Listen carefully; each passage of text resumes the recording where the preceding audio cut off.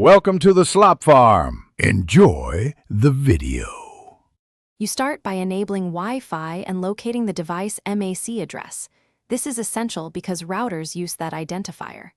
On phones, open Settings, on Windows run ipconfig/all, and on Mac OS use System Preferences or ifconfig.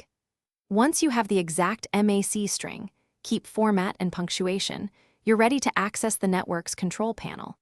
Make sure you have the router admin username and password. Without admin access, you cannot register the MAC. Now move to the router or access point interface. Once logged into the router's interface, navigate to MAC filtering, access control, or DHCP reservations. These sections vary by brand but serve the same purpose. You add the MAC exactly as noted, choose Allow or reserve a static IP if you want consistent addressing, and optionally give the device a recognizable host name.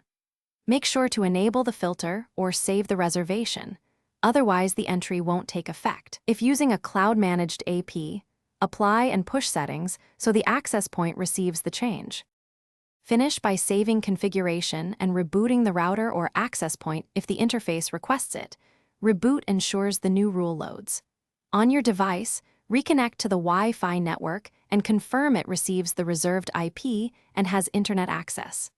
Verify the MAC appears in the router's client table. If it fails, toggle the device Wi-Fi, recheck the MAC string for typos, or temporarily disable MAC filtering to isolate the issue. This single troubleshooting step often reveals whether the filter or the device.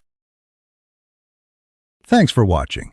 Consider subscribing if we helped you today.